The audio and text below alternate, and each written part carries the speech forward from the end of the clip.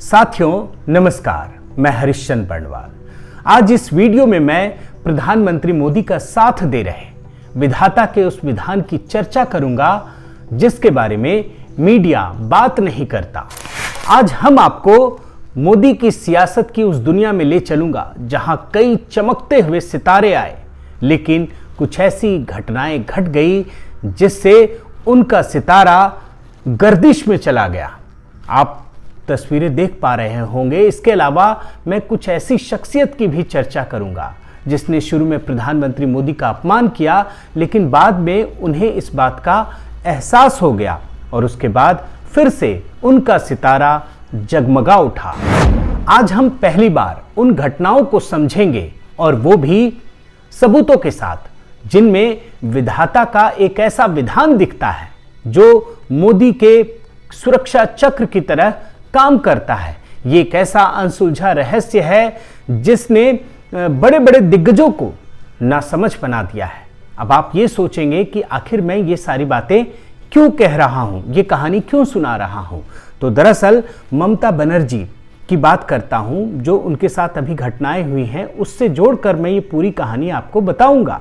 दरअसल ममता बनर्जी ने कभी खुद को पीएम मोदी के सामने एक बड़ी शख्सियत के तौर पर पेश करने के लिए क्या कुछ नहीं किया, और चुनाव में प्रधानमंत्री मोदी पर उन्होंने कितनी व्यक्तिगत टिप्पणियां की, अभद्र टिप्पणी, मतलब जो कुछ बोला वो आप सबने देखा और सुना। लेकिन प्रधानमंत्री मोदी ने क्या किया? उन्होंने कोई भी ऐसी बात नहीं की जो मर्यादा का उल्लंघन करती हो।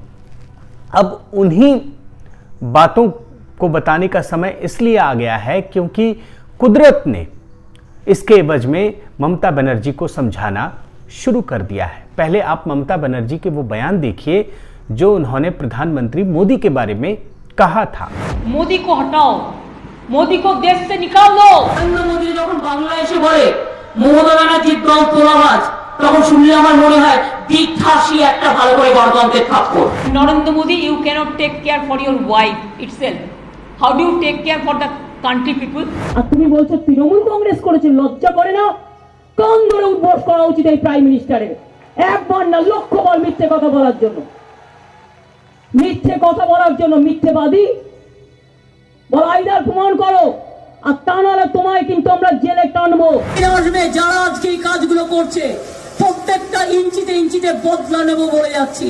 অনেক প্রাইম মিনিস্টার দেখেছি, এখন এত মিথ্যে কথা বলা প্রাইম মিনিস্টারকে দেখলে বাচ্চারা ভুল শিখবে, দেশের অধঃপতন হবে। তুমি কি তোমার পা থেকে মাথা পর্যন্ত মানুষ খুনের রক্ত দাঙ্গা করে করে দাঙ্গা করে করে।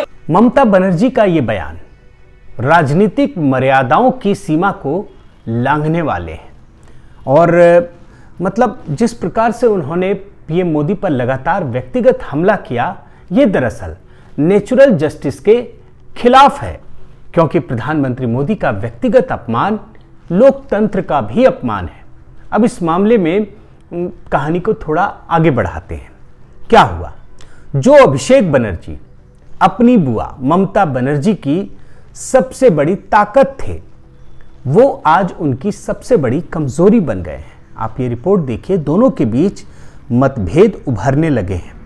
अब इस रिपोर्ट में क्या लिखा है? Battle of Banerjees, how Prashant Kishor split wide open the rift between Mamata and अभिषेक।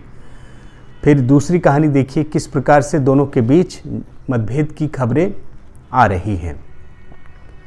ये सारी रिपोर्ट मीडिया में है। हालात इतने खराब हो गए हैं, मतलब बुआ और भतीजा अभिषेक बनर्जी और ममता बनर्जी की बात बता रहा हूँ कि इन दोनों के बीच स्थिति इतनी खराब हो गई कि ममता बनर्जी को अपने ही भतीजे को महासचिव के पद से हटाना पड़ गया और अपनी इज्जत बचाने के लिए एक कमेटी गठित करनी पड़ी। आप ये भी रिपोर्ट देखिए, टीएमसी वर्किंग पैनल को उन्होंने फिर से वो किया है और अब नेशनल सेक्रेटरी, जनरल सेक्रेटरी नहीं रह गए। ये भी रिपोर्ट आप देखिए। इसका मतलब क्या है? जो ममता बनर्जी 2024 के लिए खुद को पीएम मोदी के समकक्ष खड़ा करने में लगी हुई थी, अब ये कहा जा रहा है कि ये उनके अंत की शुरुआत है, बिगनिंग ऑफ द एंड। मतलब उनके करियर को लेकर के एक बहुत बड़ा सवाल पैदा हो गया है, और ऐसे हालात पर तो मैं एक शेर सुनाना चाहता हूं कि दिल के फफूले जल उठे, दिल के फफूले जल उठे, सीने के दाग से इस घर को आग लग गई, घर के चिराग से। अब आप सोच रहे होंगे कि मैं ऐसी बात क्यों कह रहा हूं। अब इसे समझने के लिए आपको ये पूरा वीडियो देखना पड़ेगा और मैं हर उस चिराग की बात करूंगा जो अपनी ही कायनात में आग लगा रहा है। अब एक और चिराग की बात देखिए, राहुल गांधी। अगर मोदी इस देश के प्रधानमंत्री नहीं होते तो राहुल गांधी सबसे ताकतवर नेता होते और उनका परिवार देश की सत्ता पर राज कर रहा होता। लेकिन देखिए परिस्थिति ने क्या किया है।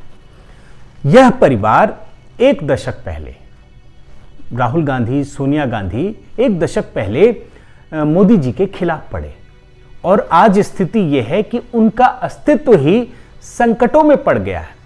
अगर मैं आपको याद दिलाऊं कि सोनिया गांधी ने मोदी के लिए क्या कहा था, मौत का सौदागर, और फिर उसके बाद ये पूरा परिवार उन्हें अपना व्यक्तिगत दुश्मन मान लेता है। मतलब एक तरीके से व्यक्तिगत दुश्मनी की तरह से वो उन्हें देखता है और तमाम तरीके के लांछन लगाए जाते हैं, व्यक्तिगत टिप्पणी की जाती है, मौत का सौदागर, खून के दलाल, न जाने कितना कुछ कहा।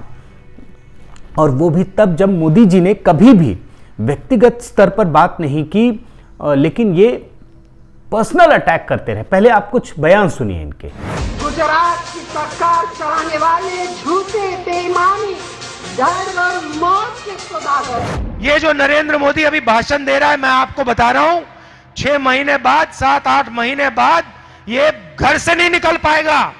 हिंदुस्तान के युवा इसको ऐसा डंडा मारेंगे, इसको समझा देंगे। जब नाश मनुष्य पर छाता है, पहले विवेक मर जाता है। इस देश ने कभी अहंकार और घमंड को माफ नहीं किया है। इतिहास इसका गवाह है, महाभारत इसका गवाह है। ऐसा अहंकार दुर्योधन में भी था। जिन्होंने हिंदुस्तान के लिए सर्जिकल स्ट्राइक किया है, उनके खून के पीछे आप छुपे हुए हो, उनकी आप दलाली कर रहे हो। गालियों की ये फहरिस्त काफी लंबी है। मैं आपको मतलब मुझे लगता है 60-65 गालियां आपको पिछले एपिसोड में भी दिखा चुका हूं, जिसमें इसके बाद पूरा कांग्रेसी जो कुनबा है वो पीछे पड़ जाता है। मैंने गांधी परिवार की कुछ चुनिंदा गालियों को दिखाया है।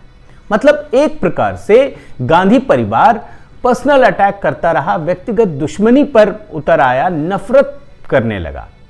अब उसके बाद क्या हुआ, अब विधि का आप विधान देखिए।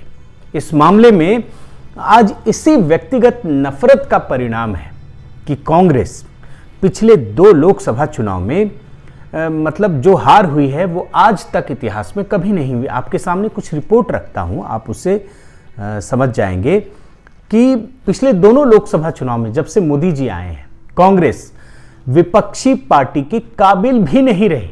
2014 में, 2019 में, दोनों चुनाव में एक विपक्षी नेता पाने के लिए जितनी सीटें चाहिए होती हैं 10%, वो भी सीटें कांग्रेस को नसीब नहीं हुई हैं। और मतलब अपने अस्तित्व को तो कांग्रेस नहीं ही बचाई, अपना सम्मान भी नहीं बचा पाई। ये 2019 की भी बात कर रहा हूं मैं। आप देखिए ये रिपोर्ट, इसमें क्या लिखा है, 9 पूर्व मुख्यमंत्री कांग्रेस के चुनाव हार गए।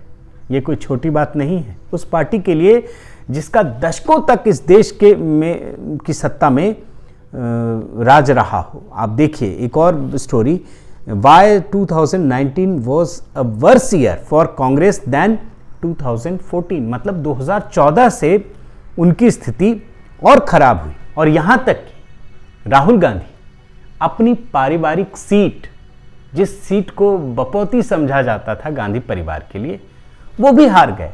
मतलब इससे ज्यादा अपमानजनक और शर्मनाक स्थिति और क्या हो सकती है। आप इस पर तो कई सारी रिपोर्टें हैं और आज स्थिति यह है कि राहुल गांधी क्या मतलब कांग्रेस पार्टी को, उसका हर बड़ा नेता इस पार्टी को छोड़ करके जा रहा है, लेकिन राहुल गांधी विधि के इस विधान को समझ नहीं पा रहे हैं और वो फिर भी प्रधानमंत्री मोदी को मतलब नफरत करते हैं, पर्सनल अटैक करते हैं और इन गालियों कि जो फहरिस्त है वो और लंबी हो रही है, वो उसे छोड़ नहीं रहे हैं। अब भारत की सियासत के उस नेता की कहानी सुनाता हूं जिसने 2019 में प्रधानमंत्री बनने का ख्वाब तक बुन डाला था। ये व्यक्ति हैं चंद्रबाबू नायडू। इन्होंने प्रधानमंत्री मोदी के समकक्ष खुद को खड़ा कर लिया और इस महत्वाकांक्षा में आगे बढ़कर उन्होंने मोदी जी के खिलाफ क्या कुछ नहीं कहा, व्यक्तिगत टिप्पणियां की। आपको कुछ पहले रिपोर्ट दिखाता हूं, ये रिपोर्ट देखिए। नायडू ने मोदी जैसे राष्ट्रभक्त को आतंकवादी तक कह डाला। आप देखिए, Narendra Modi is a terrorist says Chandrababu Naidu. मतलब आप जिस व्यक्ति के साथ कुछ समय पहले तक गठबंधन में थे, जिसकी प्रशंसा कर रहे थे, वो अचानक से आतंकवादी हो गया। ये कोई नीतिगत आलोचना नहीं, ये पॉलिटिकल आलोचना है, पर्सनल अटैक है। अब आप देखिए कि नायडू ने ममता बनर्जी की तरह मोदी के सामने खुद को एक बड़ी शख्सियत बनाने का भरपूर प्रयास किया और यह भी कहा, आप रिपोर्ट में देखिए, कि मैं ही वो पहला नेता हूं जिसने मोदी को चुनौती दी। I am the first leader to take on Modi, says Chandrababu Naidu. और जो चंद्रबाबू नायडू ये माहौल बना रहे थे, उसमें उन्होंने बाकियों को भी शामिल किया। मतलब उसको हवा देने के लिए उन्होंने पूर्व प्रधानमंत्री का भी सहारा लिया, चंद्रबाबू ये देवेगौड़ा, और उन्होंने भी उसके लिए बैटिंग करनी शुरू कर दी। Chandrababu Naidu should be PM, says HD Deve Gowda. अब आप सोचिए कि क्या कुछ किया जा रहा था, मगर इसके लिए गाली देना जरूरी था क्या? लेकिन प्रधानमंत्री मोदी का व्यक्तिगत अपमान करने की वजह से विधाता ने चंद्रबाबू नायडू को ऐसा सबक सिखाया कि आज वो बुरी तरह से कलप रहे हैं, बिलख रहे हैं। आपको मैं वो भी दिखाता हूं कि आंध्र प्रदेश में, मतलब जो व्यक्ति पूरे देश का प्रधानमंत्री बनने का ख्वाब संजोए था, उस व्यक्ति की आंध्र प्रदेश में क्या हालत हुई। आंध्र प्रदेश में उनकी पार्टी का सुपड़ा ही साफ हो गया, पूरी पार्टी बिखर गई। आप रिपोर्ट देखिए जिसमें ये एनालिसिस किया जा रहा है कि टीडीपी का ये हाल क्यों हुआ। मतलब चंद्रबाबू नायडू की पार्टी टीडीपी ने इतिहास में सबसे बुरा प्रदर्शन किया। पहले भी नायडू की हार हुई, लेकिन इतनी करारी हार। आप मतलब विधानसभा चुनाव हो या लोकसभा चुनाव, आपके सामने ये लिस्ट रख रहा हूं। इस लिस्ट में आप देखिए कि उनकी पार्टी ने कितना बदतर प्रदर्शन किया है। लोकसभा में सिर्फ 3 सीटें और विधानसभा में 23 सीटों पर यह पार्टी सिमट गई। ये आपको पूरा आंकड़ा आप देख रहे होंगे। मतलब इस हार ने चंद्रबाबू नायडू की यह हालत कर दी कि उन्हें कोई पूछने वाला नहीं बचा। मतलब जो व्यक्ति एक समय में दिल्ली आता था तो उसकी हनक होती थी, मीडिया में चर्चा होती थी, उसे कोई भी पूछ नहीं रहा है। मतलब आप इसे विधाता का इंसाफ ही तो कहेंगे कि जो व्यक्ति एक समय किंग मेकर था, वो अपना सियासी अस्तित्व तक खो चुका। और ये कोई मामूली हकीकत नहीं है। मतलब अब मैं आपको वो वीडियो दिखाता हूं। इस वीडियो में आपको चंद्रबाबू नायडू को उस दर्द का एहसास हो रहा है जो उन्होंने सारी मर्यादाओं को ताक पर रखकर प्रधानमंत्री मोदी को दिया। बिलख रहे हैं, चंद्रबाबू नायडू रो रहे हैं और फिर भी कोई पूछने वाला नहीं है। आप ये वीडियो देखिए, इस वीडियो में कहानी है।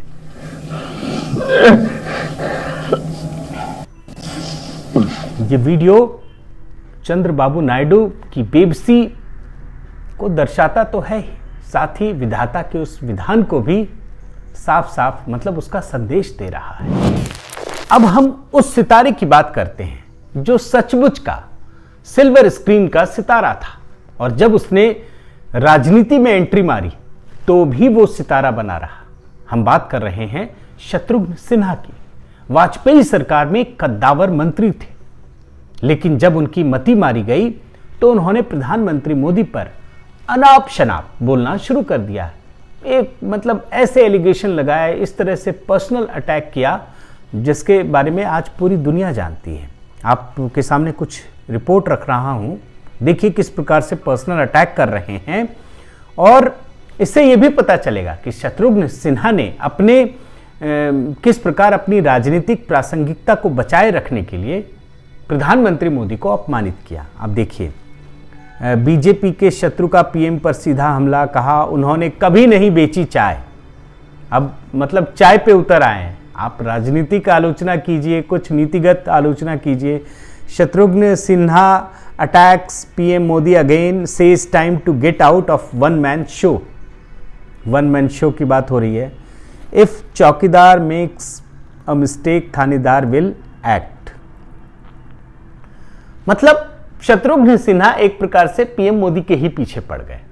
और लेकिन हुआ क्या, शत्रुघ्न सिन्हा जो खुद को मोदी से भी बड़ा सितारा साबित करने में लगे हुए थे, उनके सितारे गर्दिश में चले गए, वो डूब गए। और उन्होंने क्या किया, प्रधानमंत्री मोदी से खुन्नस में आकर, आप याद रखिएगा प्रधानमंत्री मोदी ने उनके बारे में कभी कुछ नहीं कहा, भाजपा ने उन्हें नहीं निकाला। उनको भाजपा को, शत्रुघ्न सिन्हा खुद भाजपा छोड़कर कांग्रेस में शामिल हुए और उन्होंने अपनी ही संसदीय सीट पटना साहिब से चुनाव लड़ा। मतलब वो अपने आप को कितना बड़ा समझ रहे थे, लेकिन वहां उनको हार का सामना करना पड़ा। लोगों ने सबक सिखाया और वहां पर रविशंकर प्रसाद से वो हार गए।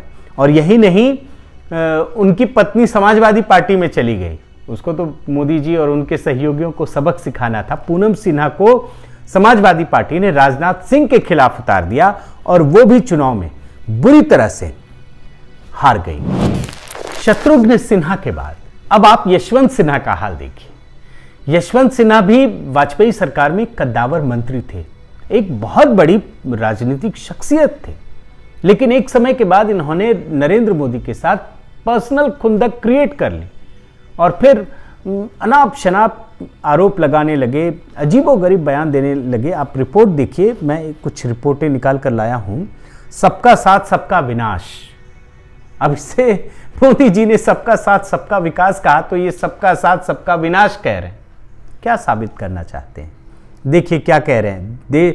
यशवंत सिन्हा ने कहा केंद्र सरकार ने देश के विभिन्न संस्थानों को नष्ट किया। मतलब कुल मिलाकर कहें तो वो अजीबोगरीब तरीके से पीएम मोदी की आलोचना में जुट गए। एक बार उन्होंने ये भी कहा कि Vajpayee wanted to sack Modi in 2002, Advani stalled it. कहानी बता रहे, मोदी जी बर्बाद होने वाले थे। और इसके बाद यशवंत सिन्हा ने भी प्रधानमंत्री मोदी पर व्यक्तिगत आरोप लगाते हुए पार्टी छोड़ दी। आप देखिए, उसने जब पार्टी छोड़ी तो क्या कहा, says democracy in danger under Modi government. अब पार्टी छोड़ना यशवंत सिन्हा के लिए, उनके सियासी करियर के लिए एक प्रकार से उनके राजनीतिक अस्तित्व के खत्म होने की शुरुआत बन गया। मतलब वहीं से उनका जो गिरने का सिलसिला है वो शुरू हो गया। इसके बाद उन्होंने बिहार में तीसरा मोर्चा बनाने की कोशिश की, आप ये रिपोर्ट देखिए, लेकिन बुरी तरह से वो नाकाम रहे।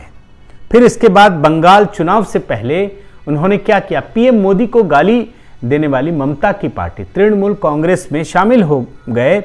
लेकिन यहां भी उनकी किस्मत नहीं बदली। अब मैं आपको उस व्यक्ति की कहानी सुनाता हूं जिसने प्रधानमंत्री मोदी के साथ सड़कों की खाक छानी और लंबे समय तक राजनीति में साथ साथ काम किया। लेकिन एक समय ऐसा आया जब मतलब नरेंद्र मोदी को ही व्यक्तिगत रूप से वो चुनौती देने लगे। और ये शख्स हैं शंकर सिंह वाघेला। अब मतलब एक प्रकार से जो व्यक्ति साथ साथ चल रहे थे वो उनके लिए बाधा उत्पन्न करने लगे, उनको अपना चुनौती मान लिया। आपको कुछ रिपोर्ट दिखाता हूँ, देखिए आप इस रिपोर्ट में पता चलेगा सारी चीज़ें। और बाद में शंकर सिंह वाघेला ने भाजपा छोड़ दी और कांग्रेस में शामिल हो गए। लेकिन चूंकि मोदी जी के रास्ते को रोकने के लिए वो सारा कुछ कर रहे थे, तो देखिए क्या हुआ। मतलब वक्त ने ऐसा सितम ढाया कि कांग्रेस ने ही उन्हें बाद में बाहर का रास्ता दिखा दिया। ये शंकर सिंह वाघेला के बारे में बता रहा हूं। और आज शंकर सिंह वाघेला को कौन जानता है? मतलब राष्ट्रीय राजनीति तो छोड़िए, गुजरात की सियासत में भी वो पूरी तरह से खत्म हो चुके हैं, अप्रासंगिक हो चुके हैं। लेकिन आपको ये जानकर हैरानी होगी कि प्रधानमंत्री मोदी ने आज भी उनका सम्मान करना नहीं छोड़ा। आज भी जब भी वो मिलते हैं उनका पूरा सम्मान करते हैं। और आपको ये तस्वीर देखकर ये बात समझ में आ जाएगी। इस कड़ी में पी चिदम्बरम की चर्चा करना जरूरी है। हार्वर्ड बिजनेस स्कूल से पढ़े पी चिदम्बरम एक समय देश के ताकतवर नेताओं में शुमार किए जाते थे और इनकी इकोनॉमी पर जबरदस्त पकड़ है। अपने मतलब ज्ञान की इसी अकड़ में उन्होंने मोदी जी का जबरदस्त अपमान किया, बल्कि ये कहा कि मोदी जी का जो अर्थ ज्ञान है वो मतलब उसे कचरे का ज्ञान बता दिया। आप ये रिपोर्ट देखिए क्या कह रहे हैं कि Narendra Modi's knowledge of economics can be put on back of stamp. मतलब आप हार्वर्ड स्कूल से पढ़े हैं, बिजनेस स्कूल से, तो ऐसा तो हो नहीं सकता कि आप दूसरे को नीचा दिखाएं। इनकी पार्टी में कई लोग कर चुके हैं।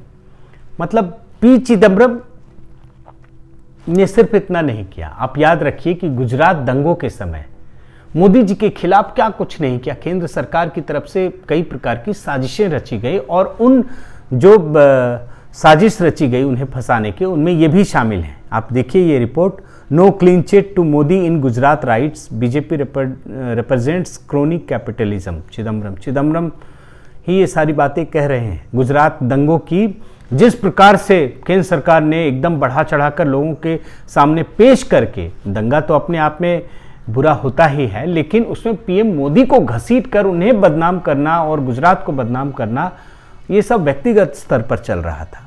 और पी चिदम्बरम ही वो शख्स हैं जिन्होंने नरेंद्र मोदी को बदनाम करने के लिए भगवा आतंक का नैरेटिव गढ़ा, सैफरन टेरर, याद है ना? आप देखिए ये report, saffron terrorism a new phenomena says home minister P Chidambaram. देश का गृह मंत्री ये बात, भगवा आतंक की बात कह रहा है, आप समझिए। और यही वो व्यक्ति है, जब उसने ये नैरेटिव खड़ा करने की कोशिश कर दी और वो सफल भी रहे एक समय तो, कि लोगों में ये बात फैला दी मीडिया में, चूंकि सरकार ही उनकी थी। तो फिर उसने ये भी कहा कि अगर नरेंद्र मोदी इस देश के प्रधानमंत्री बने तो ये देश में विनाश होगा। अब देखिए, there will be serious consequences if Modi becomes PM. Chidambaram, मतलब पी चिदम्बरम ने प्रधानमंत्री मोदी से एकदम व्यक्तिगत नफरत करते हुए जो काम किया वो किसने किया, आप समझिए। और आज भ्रष्टाचार के आरोपों के पहाड़ पर खड़े चिदम्बरम का न केवल राजनीतिक अस्तित्व खत्म हो चुका है, एक तरीके से पॉलिटिकल रेलेवेंस उनका खत्म हो चुका है, बल्कि उन्होंने जेल की हवा भी खाई भ्रष्टाचार के आरोप में। आप देखिए ये report, INX media case, Chidambaram sent to Tihar jail for 14 days. और आगे देखिए, 106 दिन तक जेल में रहे वो और उसके बाद बाहर आए।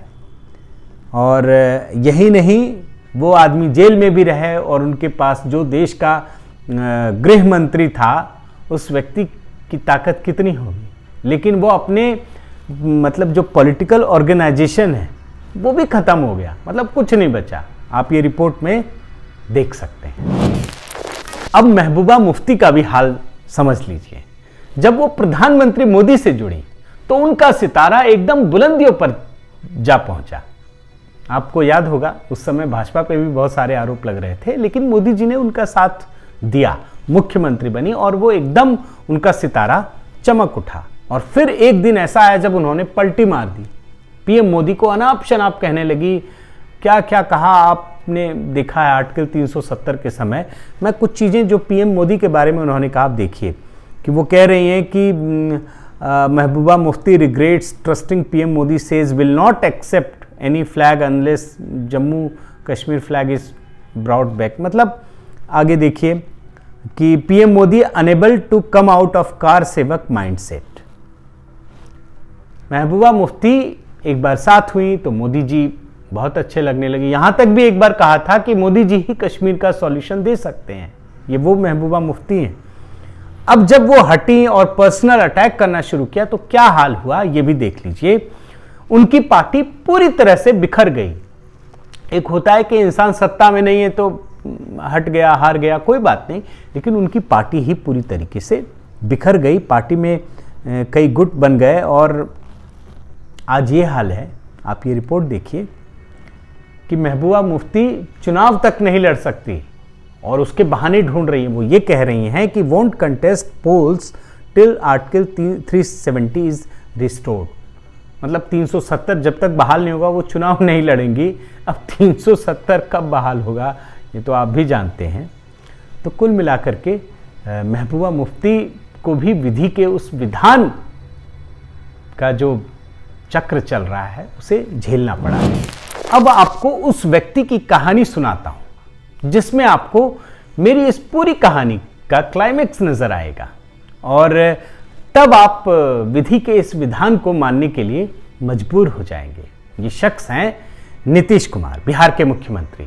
आप ये जानकर हैरान रह जाएंगे कि नीतीश कुमार की पार्टी जेडीयू और भाजपा के बीच कई वर्षों, 1.5 दशक से भी ज्यादा का गठबंधन था और नीतीश कुमार सिर्फ पीएम मोदी के विरोध में उन्होंने इस गठबंधन को तोड़ दिया। आप रिपोर्ट देखिए, Nitish Kumar party takes stand against Narendra Modi gives BJP till दिसंबर।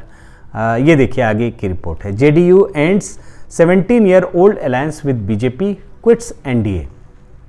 और इसमें एक रिपोर्ट, इंडिया टुडे की इस रिपोर्ट में एक लाइन मैं पढ़कर आपको सुनाता हूं। Bihar CM Nitish Kumar says the party can not compromise with its basic principles after Narendra Modi elevation. JDU chief Sharad Yadav also quits as NDA convener. मैं बताना ये चाह रहा हूं कि जिस पार्टी ने सिर्फ इसलिए भाजपा के साथ गठबंधन तोड़ दिया और जिस व्यक्ति ने, नीतीश कुमार, क्योंकि नरेंद्र मोदी सामने थे, नरेंद्र मोदी को आगे बढ़ाया जा रहा था, नरेंद्र मोदी को पर्सनल अटैक करते हुए इन्होंने सब कुछ छोड़ा। और यही नहीं, नीतीश कुमार ने एनडीए तो छोड़ा ही, इसके बाद जब लोकसभा चुनाव के दौरान 2014 में प्रधानमंत्री मोदी, उस समय तो नहीं थे प्रधानमंत्री मोदी, जब पटना चुनाव प्रचार के लिए आए तो वहां सीरियल ब्लास्ट हुआ, एक के बाद एक कई विस्फोट हुए और 5 लोगों की मौत हो गई। अब ये बात मैं क्यों बता रहा हूं ये भी समझिए, क्योंकि नीतीश कुमार उस समय सिर्फ मुख्यमंत्री ही नहीं थे बल्कि नीतीश कुमार गृह मंत्री भी थे, मतलब कानून व्यवस्था की जिम्मेदारी उनके हाथों में थी। लेकिन चूंकि वो नरेंद्र मोदी के खिलाफ नफरत से भरे हुए थे, उनके खिलाफ जहर भरा हुआ था, तो ये सारी परिस्थितियां बनी। अब आप कैसे उसको जोड़ना चाहते हैं आप खुद देखिए। लेकिन जल्द ही नीतीश कुमार को इसका परिणाम भुगतना पड़ा। लोकसभा का चुनाव हुआ और उनकी करारी हार हुई, बुरी हार हुई। मतलब जिन्होंने 17 साल का गठबंधन सिर्फ नरेंद्र मोदी की वजह से तोड़ दिया, उनकी उस चुनाव में करारी हार हुई। आप देखिए, मतलब खत्म ही हो गई थी ये पार्टी। और इसके बाद सिर्फ हार नहीं हुई बल्कि नीतीश कुमार को मुख्यमंत्री का पद भी छोड़ना पड़ा। आप देखिए, Bihar chief minister Nitish Kumar resigns a day after poll defeat, मतलब एक दिन बाद ही चुनाव के नतीजे और एक दिन बाद ही उनको मुख्यमंत्री का वो देना पड़ा। और लेकिन नीतीश कुमार ने क्या किया, इसके बाद वो लालू यादव के साथ उनका गठबंधन हो गया, चुनाव लड़े, मुख्यमंत्री भी बने, ऐसा नहीं कि नहीं बने, लेकिन सत्ता में वो कभी चैन से बैठ ही नहीं सके। जिसने मोदी को इतनी मतलब इतना पर्सनल अटैक किया, वो मुख्यमंत्री रहने के बाद भी वो कभी चैन से शासन कर ही नहीं पाए। उन्हें फिर बाद में गलती का एहसास हुआ, वो फिर मतलब नरेंद्र मोदी के साथ आए और देखिए क्या हुआ, उनका सितारा जो डूब गया, डगमगा रहा था, वो सितारा अचानक से चमक उठा। अब देखिए 2019 का चुनाव, BJP JDU alliance sweeps Bihar, gets 40 में से 39 सीटें इस गठबंधन को मिली। और आज स्थिति क्या है? आज स्थिति ये है कि प्रधानमंत्री मोदी जब नीतीश कुमार की प्रशंसा करते हैं तो वो खुश होते हैं, वो गदगद होते हैं, और आज उनका सितारा भी बुलंदियों पर है। यही सच्चाई है। साथियों, इस कहानी को बताने का उद्देश्य यही है कि वो चाहे नरेंद्र मोदी हो या फिर कोई अन्य व्यक्ति, जब वो स्वार्थ रहित होकर समाज या देश की सेवा करता है तो उसका व्यक्तिगत अपमान प्रकृति को भी रास नहीं आता। बहुत बहुत धन्यवाद। आपसे गुजारिश है कि आप मेरे इस चैनल को सब्सक्राइब ज़रूर करें, लाइक करें, शेयर करें, कमेंट करें और इस बेल आइकन को प्रेस करना न भूलें। नमस्कार।